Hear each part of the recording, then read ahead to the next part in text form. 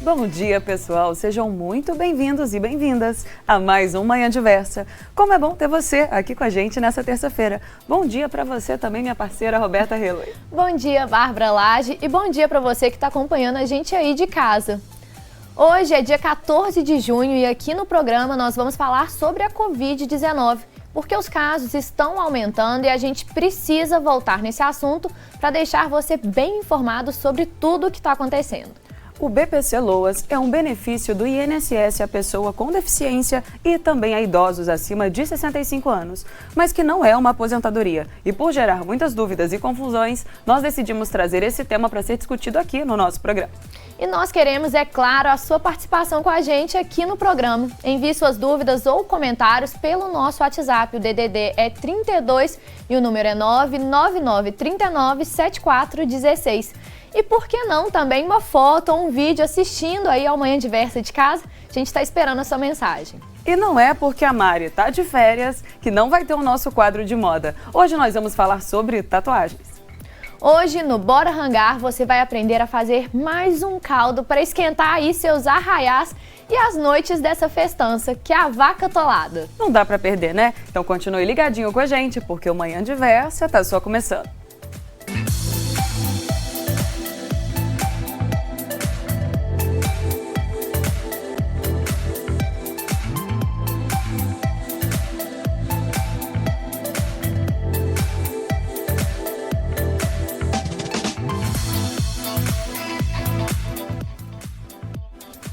Provavelmente você conhece ou está sabendo de alguém que positivou para o Covid-19 recentemente.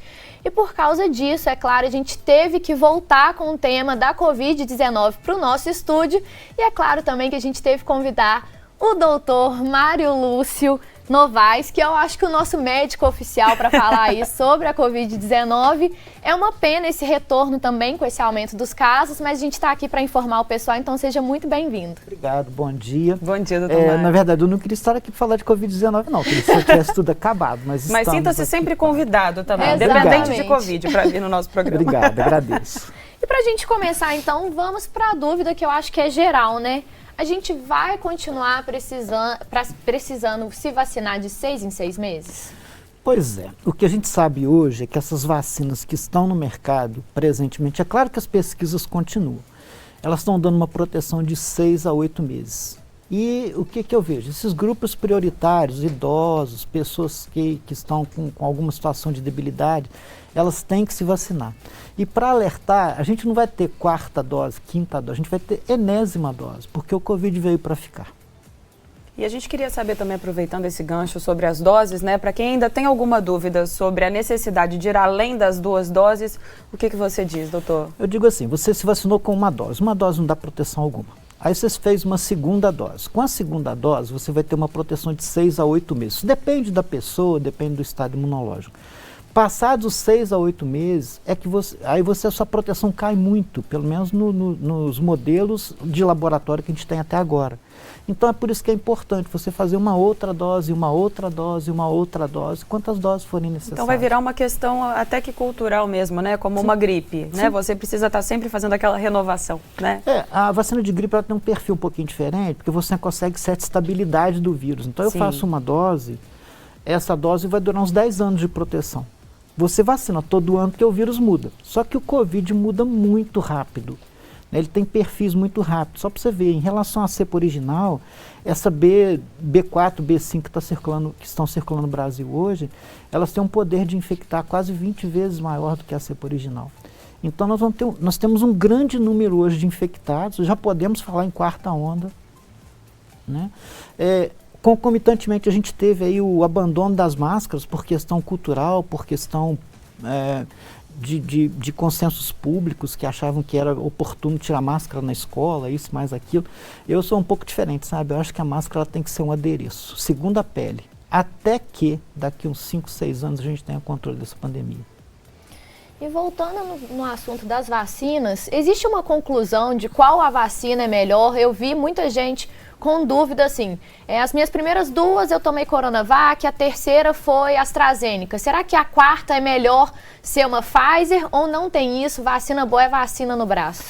A gente sempre defendeu isso, né? Que vacina boa é vacina no braço no momento oportuno e para os grupos que necessariamente precisam dela. Então, qual é a melhor vacina? Não tem essa estratégia. A melhor vacina é aquela que você encontra, aquela que vai te proteger naquele momento.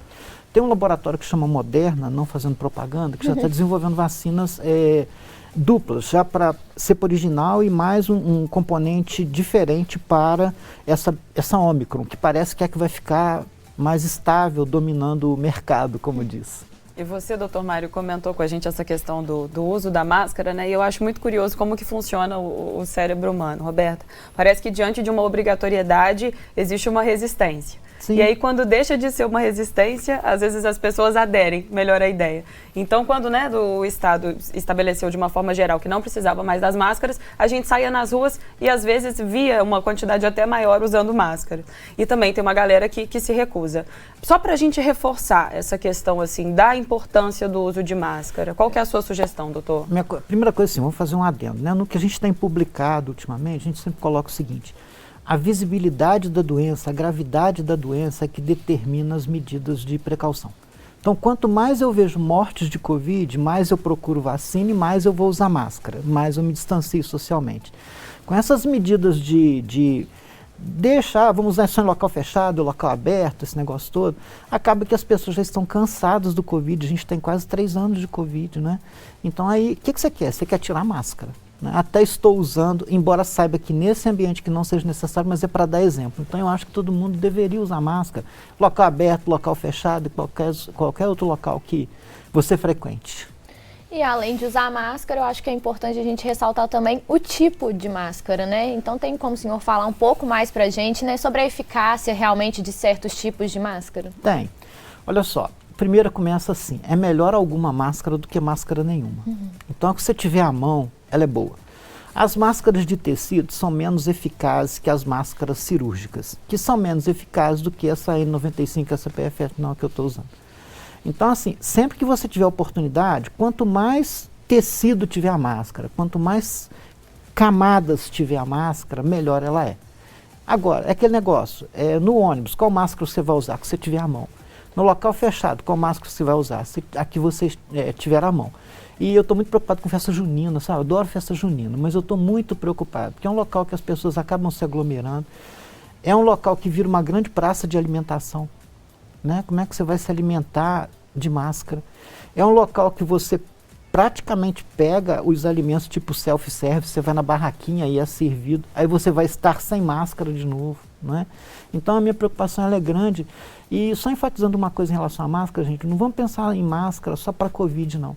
A gente está com H1N1 circulando, a gente está com doença pneumocócica circulando, pneumococo circulando. Então a máscara dá essa proteção infinita contra todas essas coisas. Ela tem que se tornar, nesse momento, um fator cultural. É nítido como o uso de máscara previne realmente, né? Porque eu lembro que quando eu estava usando a máscara mais certinho, eu fiquei, acho que mais de ano sem gripe. E aí, agora que flexibilizou e eu acabei me flexibilizando também, já fiquei gripada. Então, assim, realmente não é só para Covid que a gente está falando, né? São para várias aí outras doenças que fazem parte. Isso, e você tem que imaginar também que a gente tem uma população, tipo crianças menores de 5 anos, que são muito susceptíveis a doenças respiratórias, que não estão vacinadas. Quem vai levar esse problema para ela? Outras crianças e os adultos. Então, se você usa máscara, mesmo que no ambiente domiciliar, claro que você não vai ter condição de fazer isso, né? Mas no ambiente cultural nosso, que é ônibus, é ponto de ônibus, é loja, é teatro, é Avenida Rua Alfield, né? Então, eu acho que é importante esse uso, né, esse critério, porque você está se protegendo e protegendo o outro. E eu acho que o que você comentou, Roberto, essa questão de uma mudança de hábito, né? Realmente fica muito claro pra gente, igual essa coisa da gente chegar da rua e automaticamente já ir lá, além de lavar as mãos, colocar, né, passar álcool e tal. pensar que a gente não tinha isso antes, né? Então a gente estava tão vulnerável e a gente se condicionou, se adaptou a esse estado de vulnerabilidade que é péssimo. E eu acho que Covid, então, além de tantos outros aprendizados emocionalmente falando, trouxe esse aprendizado também, né? De bons hábitos. A gente ter essa consciência de falar, gente, né? Eu preciso me cuidar. O Covid nos ensinou muita coisa, sabe? Mas eu fico só um pouco preocupado que ele não nos ensinou uma coisa fundamental hoje, que é o respeito ao outro. Porque na hora que você usa uma máscara, você está respeitando o outro também. Eu vejo que a gente tem que pensar no outro hoje, mais do que em cada um, sabe? Se você não pensar no outro, que vacina tem que ser democrática e a todas as pessoas em todos os países do mundo, não é? A África hoje tem 4% da população vacinada. Nós temos uma população brasileira que procurou vacina quando não tinha. Agora que tem, não quer se vacinar, fica questionando, tomo ou não tomo? Não é momento dessas questões, ainda mais com esse modelo de variante ômicron que nós estamos vivendo, não é? E aproveitando que você está falando então desse momento, desse timing das coisas, vamos falar então das medidas, né, de relaxamento então do Estado. Como que o senhor analisa isso? Realmente estava na hora de talvez flexibilizar um pouco mais ou foi um pouco precoce isso e as consequências a gente está vendo agora? Eu vejo assim, sabe, que cada epidemiologista vai ter uma posição. Então vou te dar uma posição totalmente pessoal. Eu jamais teria flexibilizado do jeito que foi feito. Eu acho que você pode flexibilizar uma abertura de comércio, sabe? Você pode flexibilizar uma oportunidade de encontros sociais com poucas pessoas. Mas agora, lavagem de mão, retirada de máscara, tudo ao mesmo tempo, criança na escola sem máscara, é óbvio que isso aconteceria, né?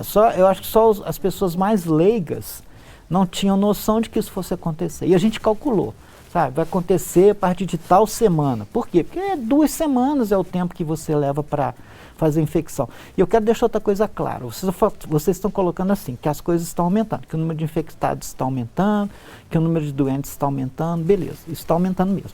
Agora, o número de infectados no Brasil hoje, você não tem certeza disso. Esses números que a gente tem, tantos contaminados por dia, isso é ponta de iceberg. Você não tem, porque quantas pessoas têm sintomatologia e não fazem teste? Quantas pessoas fazem o autoteste, dá positivo e não comunica para a vigilância epidemiológica? Então, o nosso número de infectados é infinitamente maior do que os números que nós temos divulgados hoje. Isso sempre foi algo que eu pensei, assim, durante todo esse cenário. Eu falava, o número, ele é algo muito relativo, né? Porque a gente realmente não tem acesso à maior parte desses números. Sim, e o autoteste, você faz um autoteste, dá positivos. A gente não sabe, na verdade, se essa pessoa vai tomar as medidas de isolamento que deveria, né? Mas esse autoteste positivo, ele não é notificado aos serviços de vigilância epidemiológica, por exemplo. E outro dia você vai em farmácia em Juiz de Fora, não tinha mais teste para comprar, quer dizer, quantas pessoas já fizeram um autoteste, deu valor positivo ou negativo e não comunicou nada? Não é? Então nós estamos sim. Não cabe essa consciência também, o que eu acho assim, se esse estúdio ficasse todo escuro e a gente começasse a rodar aqui dentro, é onde eu acho que nós estamos com a Covid. Esse é o retrato. Eu acho. Vejo. Doutor Maria Lúcia, a gente vai para um rápido intervalo, mas a gente já está recebendo perguntas do pessoal de casa.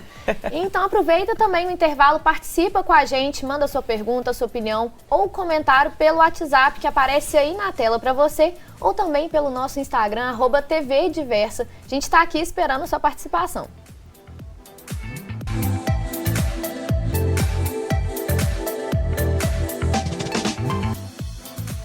Já estamos de volta, agora são 10 horas e 15 minutos e a gente está aqui com o nosso entrevistado, o Dr. Mário, falando sobre Covid-19. Dr. Mário, a gente estimulou a galera de casa a interagir com a gente, mandando perguntas e mandaram. E a gente começa com a do João, que é juiz forano, e ele pergunta o seguinte: quando completar a data de vencimento da minha primeira vacina, o esquema vacinal começa do 0 ou as doses continuarão? Quinta, sexta? Elas continuarão, porque cada dose dessa de vacina, como eu já abordei, vai te dar uma proteção de 6 a 8 meses. Então, o que eu espero? Né? Que a ciência alcance uma vacina que dure mais tempo. Aí você vai ter mais um pouco de sossego. Mas até que isso ocorra, você vai vacinar todas as doses nas datas preconizadas, que são datas calculadas de acordo com a idade, de acordo com a imunidade, esse negócio todo. Então você vai fazer enésima dose nesse momento. A gente recebeu também a pergunta do Sérgio, de São Lourenço, sul de Minas, que é a seguinte: ele tem 3 filhos, ele tem 2 filhos menores de 3 anos, e aí a grande pergunta é quando vai ter vacina, né, para essas crianças aí abaixo de 5 anos? Já está sendo desenvolvida? Em que ponto que está isso? Eu acho bom até para esclarecer essa polêmica também, né, quanto à questão da vacinação de crianças. Primeiro assim, a vacinação de criança ela é necessária. Você nunca vai controlar a pandemia se você não tiver uma vacina que atinja a população toda. O Sérgio, né, tá lá em São Lourenço, faz um frio lá que não faz ideia. Se a gente está sofrendo aqui em Juiz de Fora, sofrendo aqui, imagina lá, eu amo São Lourenço. Mas enfim, essa vacina para crianças menores de 5 anos, ela já tem testes para crianças até de 6 meses em diante.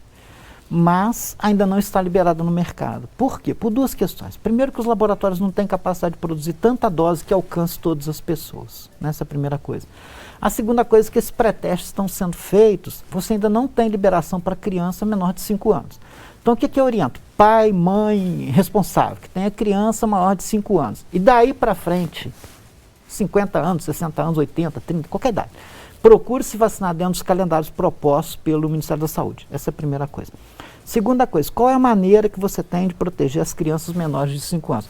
Os adultos do entorno se vacinando, usando máscara e tomando as medidas protetivas. Porque você não vai esperar que uma criança de 3 anos use máscara, que lave a mãozinha com álcool, que não tenha contato com o outro coleguinha, que não dê um abraço no outro coleguinha. Então, eu acho que a nossa missão ela é muito maior do que nós nos vacinarmos só por nós mesmos. Daí que vem o olhar social da coisa. Você tem que ter um olhar social, olhar para o outro. Sabe? Eu espero que o Covid nos ensine isso, olhar para o outro, sair da tela do celular e olhar para o outro, conversar com o outro, vacinar para proteger o meu filho, proteger a minha avó, não é? Nessa situação. E doutor Mário, a diminuição dos sintomas fortes, isso já é um efeito do processo de vacinação? Com certeza, porque o que quando a gente tem 2 coisas nesse processo? Primeiro, a redução da mortalidade, sintoma forte que quer dizer mortalidade, né? Alguma doença respiratória mais grave, algum quadro mais sério, surge mesmo, isso é normal. Mas a gente não está vendo isso com uma frequência muito grande mais. A morte caiu. Isso é efeito da vacina. Agora, não adianta eu ter vacina se a pessoa não se vacinar. Então, acho que houve um consenso lá nos primeiros meses de todo mundo correr para se vacinar. Aí a mortalidade caiu. Aí o nosso olhar mudou também. Né? O nosso olhar falou assim, peraí, já está melhorando, para que eu vou tomar outra dose? Aí dá aquela relaxada, né? Dá aquela relaxada. Aí tira a máscara, e vem fala que Belo Horizonte tira a máscara, São Paulo tira a máscara, aí Minas Gerais também tira, e depois volta. Eu acho mais difícil voltar do que um pontapé inicial. Tudo que você repete, ele fica mais desgastante. Então, assim, mas eu quero reiterar que é importante o uso de máscara, é importante o uso de vacinação nas idades preconizadas. E apesar, então, dessa letalidade ter diminuído, mas os casos estão aumentando e, como você falou, que a gente vê só a ponta do iceberg, então é possível afirmar, assim, que a gente está vivendo uma 4ª onda? Eu imagino que sim. Por quê? Porque só que de perfil diferente do que a gente vivia. Não é? Eu lido com isso desde outubro de 19. Em 2020, nós não tínhamos vacina, nós não sabíamos tratar. Não é? A nossa mortalidade foi muito alta, não tínhamos oxigênio, não tínhamos respirador, não tínhamos suporte.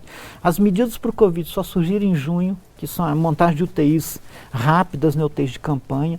Então, assim, a gente não sabia lidar com isso. Hoje a gente sabe lidar um pouco mais com o Covid. Agora, por que a gente sabe lidar? Porque os casos estão menos graves, não é? Alguns chegam na UTI? Claro que sim. Porque se você tem uma infecção ampla, você vai ter também um número maior de gente passando mal. Então as UTIs estão cheias, ponto. Mas não de pacientes que morrem muito. Aquele paciente que ficava na UTI durante 30 dias no respirador, isso acabou. Hoje você tem um período aí de 5, 7 dias de UTI, sabe? Primeira coisa. Você tem a concomitância de outras doenças, um H1N1, um H3N2 circulando também. Mas a importância a vacina efetivamente reduz a mortalidade. Isso não tem dúvida, porque você não tem outro remédio. O que foi feito além disso? Nada. Então a vacina reduz a mortalidade. Importante que nós nos vacinemos. Agora, tenha na cabeça, reduzir a mortalidade não é ter pouco caso de Covid. Então os casos estão aumentando muito, e vão continuar aumentando, só que com menos mortalidade. E diante dessa mudança de ondas, né, a questão dos dias isolados, isso muda também? Mudou muito desde que nós começamos com Covid, né? Lá em fevereiro, olha só, eu tive paciente de conhecimento nosso, eliminando Covid até 20 dias após o PCR positivo. Hoje mudou um pouco. Parece que essa cepa, apesar de muito infectante, ela é menos eliminada depois que está estabelecida a doença. Então, assim, o que você tem? Você tem intervalos, tem epidemiologistas que defendem 5, 7 ou 10 dias de isolamento. O que a gente defende? Uma média de 7 dias de isolamento e que o paciente faça um teste rápido, um PCR, nesse 7º dia. Se positivo, ele continua isolado até o 10º dia, fazer outro teste. Eu acho que a grande alternativa para você sair do seu isolamento social é um teste negativo. Claro que eu sei que muita gente não vai conseguir. Um teste rápido hoje custa em torno de R$70, um PCR em torno de R$200. Não tem lá condição de fazer, não mas é um assim... custo acessível. Não é acessível, na minha visão não. Mas é um padrão clínico, né? Então, eu recomendaria um isolamento de 7 a 10 dias, de forma geral. E os dias mais frios estão chegando, o inverno está aí batendo na nossa porta e junto vem outras doenças, né? Geralmente as pessoas costumam ficar mais gripadas. Existe como diferenciar sintomas gripais de sintomas de Covid? Caso a pessoa esteja aí na dúvida, qual a melhor orientação? O que fazer? Olha só, essa diferença, como as coisas seguem muito paralelas, são sintomas respiratórios. Então, diferenciar clinicamente eu acho difícil, muito difícil. Qual é a alternativa? Se a pessoa foi vacinada de Covid, vacinada há menos de 6 meses, provavelmente é gripe. Ela não vai contrair Covid nesse intervalo de tempo. Então, fica mais dentro desse cálculo, fica né, mais, de tempo. Fica mais dentro desse cálculo de tempo. Agora, o discernimento clínico é muito difícil. Tanto é que quando você pega uma criança ou um adulto com esse sintoma, você corre você faz uma bateria para buscar Covid, a gente chama de painel viral para buscar outros vírus também. Né? Seria ideal de fazer isso, mas só a nível hospitalar que isso é feito hoje. E, doutor, diante desse contexto, o que você acha que seria o efeito de um sistema vacinal incompleto? Um efeito de um sistema vacinal incompleto seria você manter a pandemia por mais tempo, seria você ter casos de maior gravidade. Começar e parar não dá, não né? resolve, porque olha só, você se vacinou, aí daí a 6 meses você já não tem mais proteção. Não é? É o que se coloca hoje na literatura. Então, eu continuo normal, como eu era antes, sem estar vacinado. Que adiantou me vacinar? Ainda falo o seguinte, as pessoas têm que se ater à vacinação e parar com esse negócio também de escolher vacina. A melhor vacina é aquela que você acha, o melhor lugar de vacina é na geladeira, no braço. A gente sempre defendeu isso. E vamos continuar defendendo, né? E olha só que bacana, a gente recebeu uma participação da Lindsay de Santa Luzia, em Minas Gerais, falando o seguinte: bom dia, pessoal, gostaria de agradecer-lhes por trazer temas de extrema relevância. Então, eu acho que realmente, quando a gente achou que o tema da Covid estamos aí no final da pandemia, meio otimista, mas eu acho que realmente a gente tem que voltar e trazer, talvez, retomar mesmo essas informações que parecem tão básicas, mas que a gente está vendo que realmente muita gente abandonou os hábitos aí que vão prevenir, que ajudam, como o senhor falou, não só você olhar para você mesmo, mas olhar para o outro, né? A gente está aí em coletivo. E continuando então com as nossas perguntas, atualmente há também tratamentos antivirais disponíveis no país. Qual que é a efetividade disso? Quando que esse uso aí é recomendado? Pois é, esse uso é recomendado só para tratamento hospitalar, mesmo assim com algumas restrições, você não faz isso para qualquer pessoa. E na verdade, esses tratamentos antivirais, a proposta é a seguinte, não é acabar com o Covid, tratar o Covid, é minimizar a doença, reduzir um pouco a replicação viral. Mas são medicamentos extremamente caros, você não tem isso disponível em farmácia, por exemplo, não está indicado para qualquer pessoa, então precisa de uma avaliação clínica para traçar esse perfil, sabe? E na verdade você acaba que não usa. E eu acho que o cuidado, ele vem muito, doutor, exatamente com esse processo de informação, né? Porque quando a gente não sabe, a gente não tem essa noção do risco que tá correndo, né?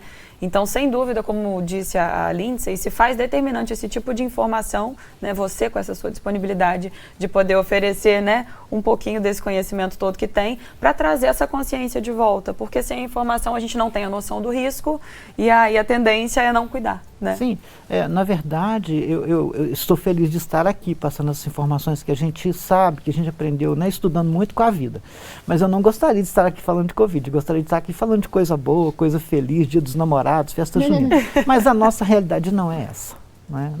O mundo mudou, o pessoal coloca assim, o novo normal. A nossa vida voltará ao que era? Na minha opinião, não. Nós já somos outros. Nós já somos outras pessoas modificadas, outras pessoas com uma carga de sofrimento maior, outras pessoas que querendo ou não perdemos alguém que conhecíamos. Eu perdi um monte de gente que eu conhecia. Então, assim, eu acho que somos outras pessoas. É uma nova realidade. A gente tem que tratar essa nova realidade também com novos cuidados, né? Com novo método. Vou usar máscara, vou me vacinar, até que isso se torne uma coisa mais controlável.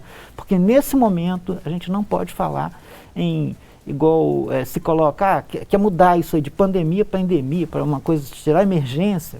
Isso é só medida técnica.